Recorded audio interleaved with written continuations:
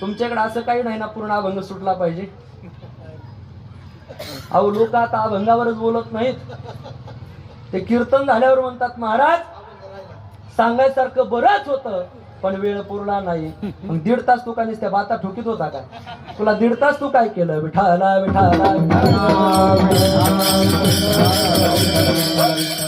म्हणून मी संदीप दादा अभंग सोडण्याच्या भानगडीत पडत नाही. तो तुकोबारांचा नाथ महाराजांचा अभंग आहे, त्या तो सोडण्याच्या भानगडीत पडत नाही.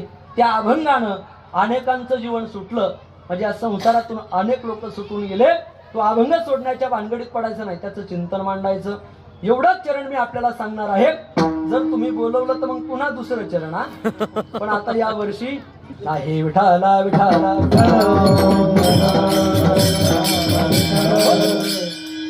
भगवान शिवजी किती भोळ दैवत आहेत. शिव महापुराणामध्ये वर्णन आलं, कणप्पा नावाचा एक भिल्ल कुमार भक्त तो जंगलामध्ये वास्तव्य करायचा आणि त्याचा नित्यक्रम एखादं हरिण असेल काही असेल त्याची शिकार करावी.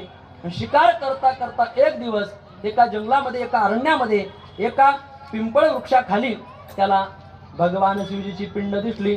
त्यानं फक्त ऐकलं होतं की याला देवाचं म्हणतात आणि याची आपण पूजा विधी केली पाहिजे, पण पूजा कशी करावी याचं ज्ञान नव्हतं. मग त्यानं काय करावं? सकाळ झाली, पहिलं स्नान झालं की तोंडामध्ये पाणी घ्यावं आणि ते पाणी त्या शिवपिंडीवरती पिचकारी मारावी, म्हणजे गुळणी मारावी. ती झाली त्याची पूजा. पाणी टाकलं. भगवान शिवजीला काय वाहतात? त्याला वाटतं ते बेलाचं पत्र म्हणजे पान आहे, तोही जवळचे पानं उचलायचा आणि शिवपिंडीवरती वाहायचा. दुसरी पूजा झाली, बेलपत्र वाहिले, पाणी टाकलं. आता नैवेद्य दाखवला पाहिजे. मग नैवेद्य काय दाखवायचा? तो काही माळकरी. आता रोज त्याचा नित्यक्रम सकाळी उठलं की शिकार करायची. मग त्याने एखादं पहिलं पशु मारावं आणि त्या पशुचा मांसाचा गोळा भगवान शिवजीच्या पिंडीजवळ नेऊन ठेवावा आणि नैवेद्य दाखवून शिवजीला म्हणावं, प्रभू हा माझा नैवेद्य गोड करून घ्या, गोड मानून घ्या. तो नैवेद्य दाखवायचा. आणि असं करता करता 4-5 दिवसाचा कालावधी गेला आणि त्या परिसरातील एक शिवभक्त परिवार, एक ब्राह्मण प्रत्येक सोमवारी तिथं पूजा करायला यायचे. आल्याबरोबर पाहिलं तर इथं कचरा पडलेला आहे, मांसाचा गोळा आहे.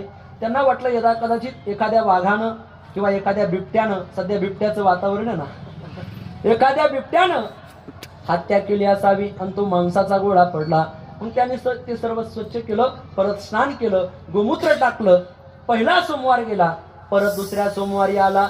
दुसऱ्या सोमवारी देखील या भिल्ल कुमार कणप्पानं भगवान शिवजीची पूजा केली, नैवेद्य दाखवला. तो ब्राह्मण आला. ब्राह्मणानं विचार केला, एक वेळा मांस पडेल पण असं वेळोवेळी इथं मांसाचा गोळा पडणार नाही, नेमका प्रकार काय आहे?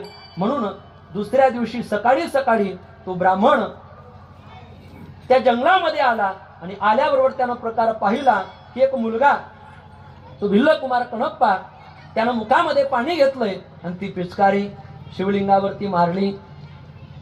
बेलपत्र व्हावं म्हणून काही पानं उचलली, वाळलेली, ती लिंगावरती टाकली आणि पुढे मग मात्र नैवेद्य काय दाखवावा त्यानं शिकार केले.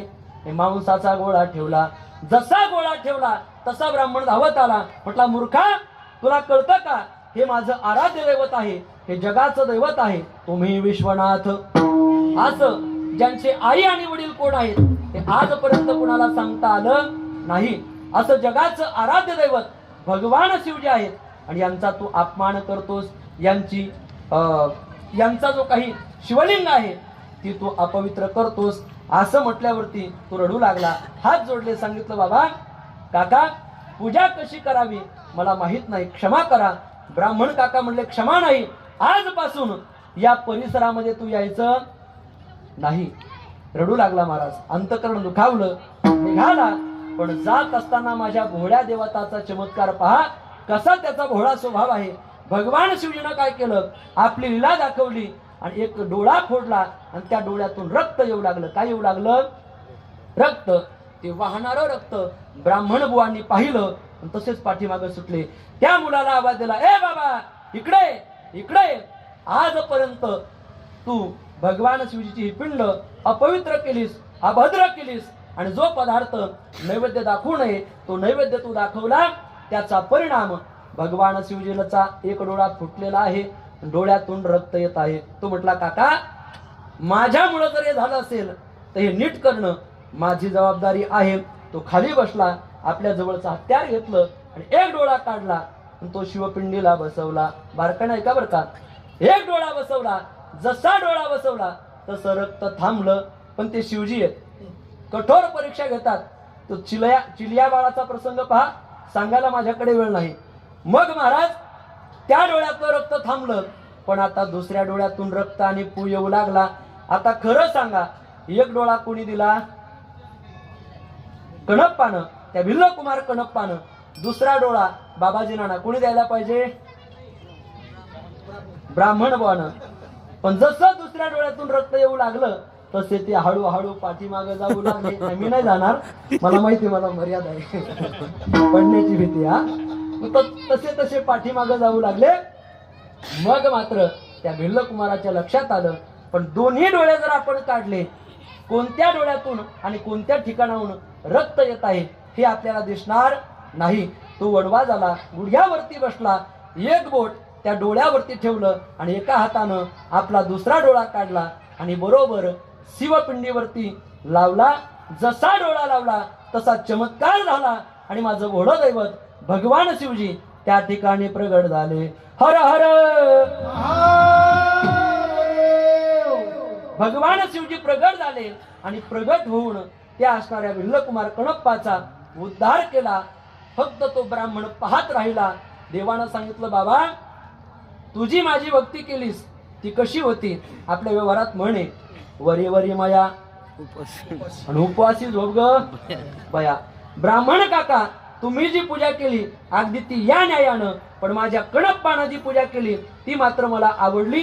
त्यानं काय वाहिलं ते मी पाहिलं नाही आणि ते मी खातही नाही, पण त्याच्या पाठीमागचा जो भाव होता तो मी भाव पाहिला आणि म्हणून त्या भोळ्या दैवतानं त्या कणप्पाचा उद्धार केला. शिव भोळा चक्रवर्ती त्याचे पाय माझे चित्ती. नाथ महाराज आम्हाला कळालं भगवान शिवजी भोळे. किती भोळे? त्यांना रावणानं पत्नी मागितली, देऊन टाकले. कणप्पा नावाचा भिल्लकुमार त्यानं मांसाचा गोळा वाहिला, शिवलिंगावरती तोंडातलं पाण्याची पिचकारी मारली आणि जवळची पानं टाकली, तरी त्याची तुम्ही पूजा गोड करून घेतली. हेही आम्हाला कळालं. किती? अगदी सांगूच का?